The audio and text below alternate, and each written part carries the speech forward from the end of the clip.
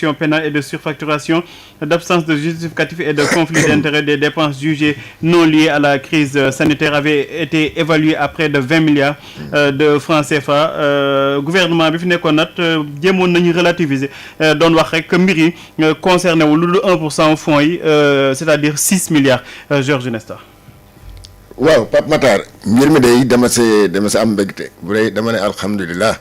parce que lu xew Sénégal temps yi wax nga rapport bi 2022 la génn ba léegi. oui. boobu ba léegi kenn xamul dossier bi fu mu toll. bu ñu bëri sax commencé woon nañ ñoo xam ne leen a accusé woon commencé nañ di souffler naan kon de gars yi ce sera comme Sénégal nu mu tàmm def rek on passe à autre chose. alors que scandale bi kenn mënu ko passer à autre chose lii foofu ñu régler ko. parce que lii c'était pas une lutte contre la Covid. scandale yi mu feeñal nii excuse-moi mooy lu ñu doon wax Covid business. excuse-moi la Covid business maanaam dafa am ñoo xam ne bu catastrophe naturelle amee muy sanitaire wala leneen dañuy ne ndokk nag on sera riche aujourd'hui à jamais maanaam bu situation mu mel ni Covid amee wala mu leneen rek dañ si daaw di profiter pour mën a riche nag par des moyens yoo xam ne lu dul yoon boo xoolee lu ñuy wax je vais commencer par Awa Diop lu mu wax léegi mu ne artiste lan moo seen yoon. artiste kat xam nga dañoo waxoon ñëpp dañoo tout le monde est touché. impacté oui. artistes yi dañoo jóg ne ngent amatul bongo maa ne amatuñu tëj nañu suñu bongo yi ne suñu dën yi kiiwatul mbëri ne dematuñu si làmb ji donc faw ñu dédommagé leen ñu génne ay fonds jox leen woykat yeeg bongo maan yeeg fecckat yi sax ñëpp ku nekk di laajte sa dossier. xam naa gaañ boobu nga daan wax noonu muy xam nga yaa ko xaw ma Ibrahima Anne mu génne 500 et quelques papiers. 500 et quelques papiers ñooñu yenn artistes wala yenn fecckat xanaa Sénégal yëpp nekkoon fecckat. man temps Covid bu ñu commencé li wax recensé fecckat yi. laa leen ne gis nga lii scandale bu muy indi fii bind naa ko sama page Facebook à l'époque mu ne ko ñun ñëpp nag dañuy doon ay fecckat ndax fecc Sénégal la fekk baax. ñun kay ak Zaïre ñoo si yem ñëpp fecckat kat ñëpp woykat lañ kon nañu indemniser ñëpp. ngente bu amee ñëppee kii foofu loolu moo indi ces 500 et quelques papiers ngay gis nii alors nga ñëw si ceeb beeg affaire yooyu ceeb bi xam nga dañ toll woon si période boo xam ne te loolu moo gën a yokk scandale bi dañ toll woon si jamono boo xam ne dañ ne on est en truc d'urgence donc doo am le temps nga ne da ngay lancer appel d'offre maanaam boo bëggee jënd ceeb normalement si yoon da ngay ñëw sax Walfadjri def benn jënd sa publicité. mais état bi day lancer un marché pour Covid bi ku nekk bëgg a soumissionner mais lii dañ doon comme urgence la du soxla nga jaar foofu mbiri yëpp donc finalement da ngay gis ce qu'on appelle le gré à gré damay dem si Awa Diop Ndiaye ne ko wutal ma foofu 1000 tonnes de riz nga dem si Ibrahima Anne ne ko wutal ma 8 millions de bidons d'huile te loolu yëpp nag. avec une certaine légèreté qui doo xam gis naa fi benn société si biir rapport bi ngay wax noonu. oui am na benn société boo xam ne xam lan mooy spécialité voyage maanaam agence de voyage. waaw jaay billet avion. kooku gagné marché boo xam ne ay produits produits. ay masque kooku lan mooy yoonam si loolu. pour un marché de 15 milliards. mu créé ay sociétés yoo xam ne ñetti sociétés yoo xam ne moom kenn moo leen moom de yooyu foo ko teg.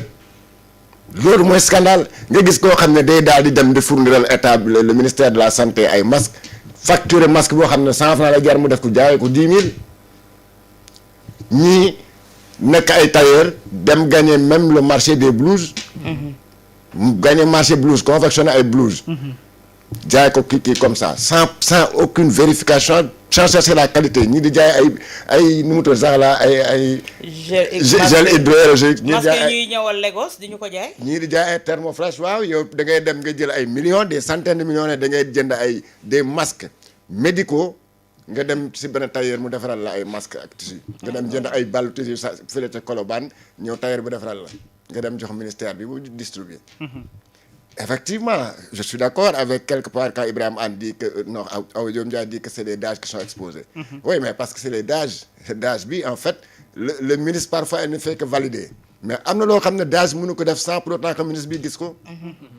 loolu mënul nekk le DAGE mënul génnee décaisser une somme de par exemple au ministère de la culture le DAGE mënul ne damay jox kii nu mu tudd sax.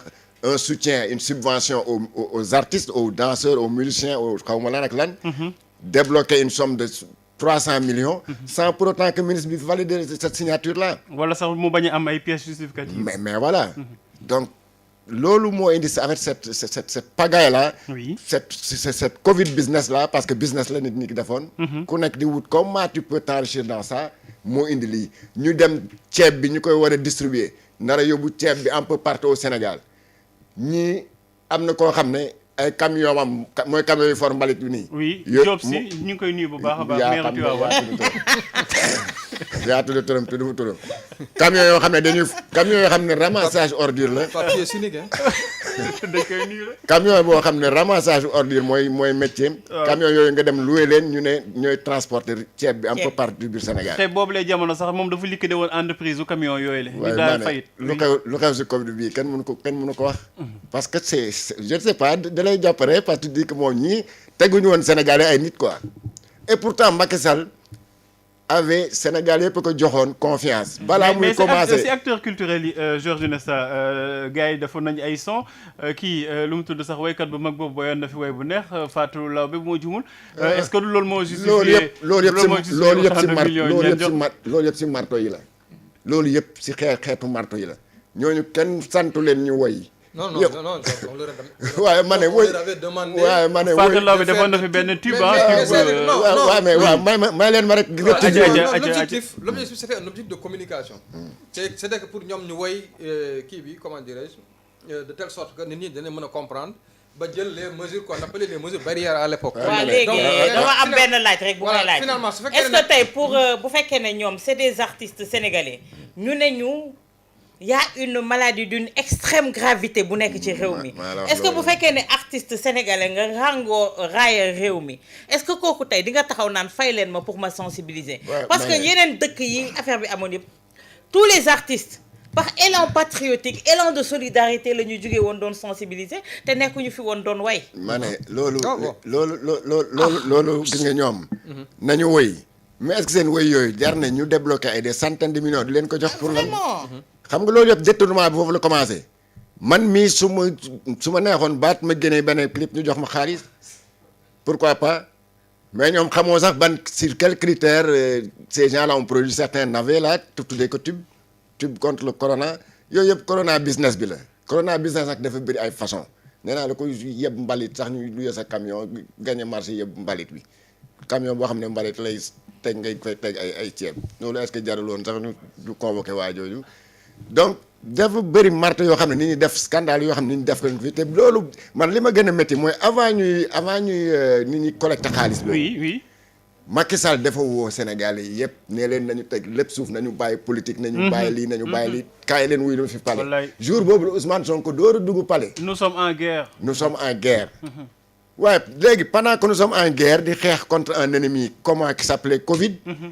ndeke am na gaa xam ne ñu ngi rocc suñu bal rek.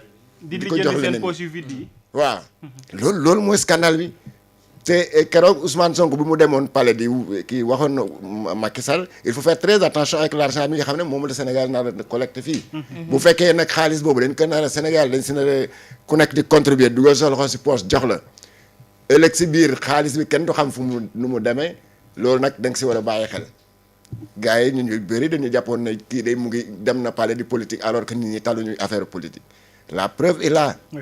Cet argent-là a disparu comme ça bu ñuy wax ay quand j'entends des gens minimiser naan non sur un fonds de 1000 milliards par exemple bu si amee 6 milliards disparaître ça c'est un truc de 1%. ñoom mosuñu ko weddi loolu lañ doon layal ministre yi doon wër ci plateau yi doon wax ni que liñ si wax ni ay lu leerul la 6 milliards kese la concerné. waaw mais même bu dee 100 millions sax. buñ ko keseel 100 milliards sax. bu ko keseel parce que c'est de l'argent boo xam ne c'était destiné à un objectif bien précis. mooy xeex corona sax oui. bés ñi nga xam ne ay kilifa diine dugal seen alal. pendant ce temps ñu tëj jumaa yi tëj église yi.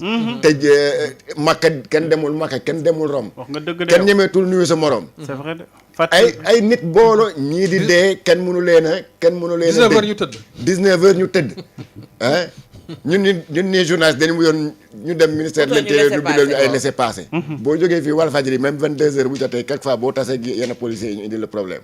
pendant ce temps ay nit toog rek di nas ay pexe di nacc di naan voilà naka la ñuy def bu mën a lekk xaalisu Sénégalais ñu lekk ko par ñu leen di jàpp ñuy am lu ñuy wax ñii daal affaire bi dafa yéex na gën a barkat su bu fekkee ne daal nañ ko def gis nga comme bu jaree ñu tabaxaat ay prison bu bees rien que prison Covid lañ koy tuddee prison Covid est-ce que jar na ko base militaire yi gars yi dañ koy génn kay dañ leen fa dugal rek maa ne moo tax mu ne leen nañu ak bu wakaam bi am na base militaire yi fi maa ne waaw bu Kër Massar gis nga Guantanamo bële dafa amoon lu tax mu jóg bii nag ko prison Covid dafa war a am boo xam ne gars yi foofu lañ leen di war a teg ñoom ñëpp matal les mesures barrières. Voilà. Mais il y a une structure qui avait été mise en place là. Le général dirigé woon ko moom finalement c'était quoi son travail? Le général mooy distribution ceeb bi François Ndiaye. distribution ceeb bi la woon. Non, François Ndiaye, c'est non, parce je crois que ñoom ñoo doon contrôler l'utilisation de l'argent. distribution non non ceeb bi rek la woon. non c'est-à-dire loolu nag. Non. c'est-à-dire loolu bi général bi di ko jël daa fekk gars yi di commencer di soupçonner ces malversations là. Ah d'accord. c'est la ñu amoon na déjà voilà comme il y avait des soupçons il y avait des bruits de couloir et tout ça c'est lañ ne nañu dindi par exemple parce que au lieu ñu centraliser lépp au niveau des ministères ak xaalis boobu. ñu ne ko dañ koy jox l'armée comme ça l'armée va se charger de la distribution de riz et même bon parfois de certaines dépenses. effectivement mais Pape lekk ak yooyu. xam nga yabaate weesuwul. man gestion Covid. yaakaar naa ne ministère de la santé moom moo ko waroon gérer. peut-être que mu am démembrement boo xam te ne situé au niveau du palais. mais tey ministère yi ngay dégg yëpp impliqué lan moo ci doon seen yoon tey jii ku ci nekk daal dañ la waxoon ne kaay ñu jox la sa wàll ci nar wi. quand un ministre de la République toog ci plateau am sañ-sañu naan dañu jënd ceeb jënd dawlin jënd suukar. pour ku mënul génn nga sombi nga naan. oui fekk ñoom sombi wuñu naanuñu ñi ngi jël yaramu askan wi di ko miche wi. wallaahi. parce que noonu rek lañ leen mën a assimiler. yow nga ne askan wi engraissez-vous avec du riz ak kii ñu defal leen gossi waa Ndar ni ñu koy waxee ñu defal leen gossi. gossi boobu su la engraissé ba pare ñun ñu jël leen dibi leen loolu lañ ñu doon def.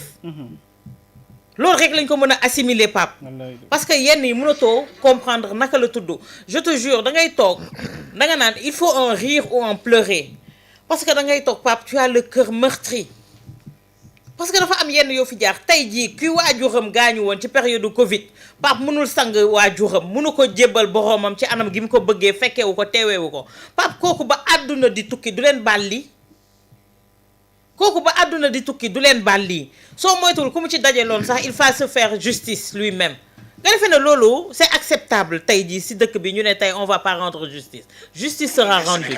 déglu ko. donc moo tax man président ni nit ñi na ngeen jox maanaam dund lu ñuy dundee ci loolu nag dañ ci yokk ci suukar parce que bu amee sa ceeb mën nga sombi bu amee sa pat mën nga sombi suukar kër. am na solo pour les Sénégalais. mi ngoog.